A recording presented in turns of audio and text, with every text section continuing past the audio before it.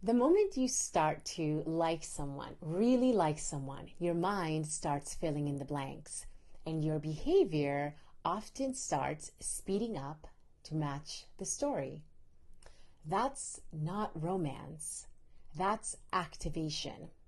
If you've ever had intense feelings, one thing led to another, and suddenly they're running for the hills, that's one of the more obvious outcomes. But intensity doesn't only show up in catastrophic endings. It can quietly distort pace, perception, proportion long before anything falls apart. So that's what we're talking about today.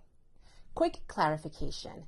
This week, we're discussing intensity, internal activation, not chemistry.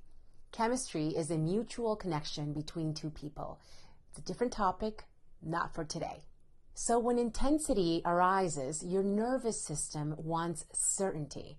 Not because you're broken, but because high activation does not tolerate ambiguity well. It tends to seek certainty in two lanes.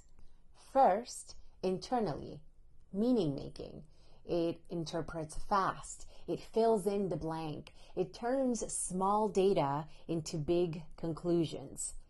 This is where you start deciding that things mean something before there's enough information.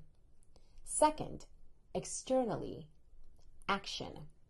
Your behavior starts trying to stabilize the feeling, closeness, reassurance, control.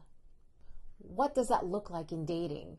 It can look like over-investing too early, rereading a text 12 times, creating urgency, picking fights, pulling away to provoke a response, seeking reassurance, fantasizing after one night. So notice the sequence. The conclusion comes first. The behavior follows. Track yourself here. When you're activated, do you become more curious or more conclusive? And you might say, but there was evidence. I saw it. I felt it. It was real. And yes, the data can be real and your interpretation can still be inflated.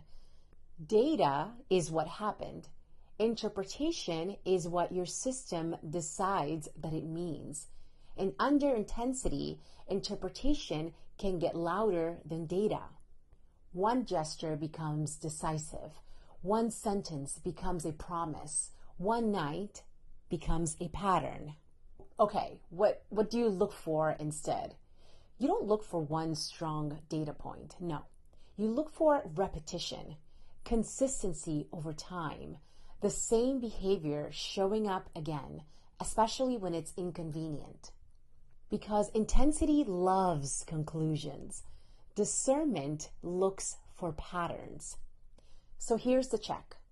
If the spark makes you conclude before you've observed repetition, pause.